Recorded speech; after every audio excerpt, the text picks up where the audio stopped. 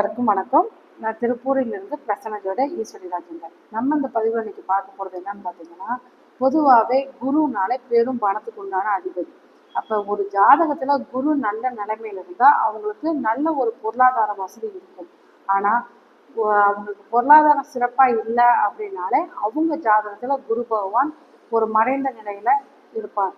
அப்போ அந்த குரு பகவானை எப்படி நம்ம வலுப்படுத்தணும் அப்படின்னு சொல்லி பார்த்தீங்கன்னா, அதாவது வியாழக்கிழமை காலையில் 6 மணி முதல் 7 மணிக்குள்ள அந்த குரு ஓரையில் நீங்கள் உங்கள் வீட்டுக்கு அருகே உள்ள எந்த ஆலயம்னாலும் பரவாயில்ல, அங்கே உள்ள குரு பகவானுக்கு நீங்கள் 16 விரலி மஞ்சள், அதாவது விரலி மஞ்சள் சொல்லுவாங்க கடையில், அந்த மஞ்சளை வாங்கி மஞ்சள் கலர் நூலில் கட்டி நீங்கள் தொடர்ந்து ஒரு 3 வாரங்கள் போய் அந்த குரு பகவானுக்கு போட்டு நீங்கள் நெய் தீபம் ஏற்றி அந்த கொண்டக்கடலை மாலை, சுண்டல் மாலை அப்படின்னு சொல்லுவாங்க, அல்லது சுண்டலால் செய்த நெய்வேத்தியம் செஞ்சு அங்கே வழிபட்டு நீங்கள் அங்கே உள்ளவங்களுக்கு அதை பிரசாதமாக கொடுத்து வர கண்டிப்பாக அந்த வராத பணம் வரும்.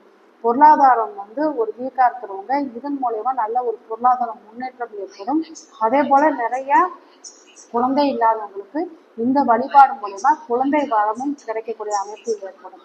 இதை நீங்கள் முயற்சி செய்யுங்க, கண்டிப்பாக உங்கள் வாழ்க்கையில் வெற்றி கிடைக்கும் அப்படிங்கிறது தான். இது போல ஜோதிட தகவலுக்கு நமது சேனலை சப்ஸ்கிரைப் பண்ணிக்கோங்க. நன்றி.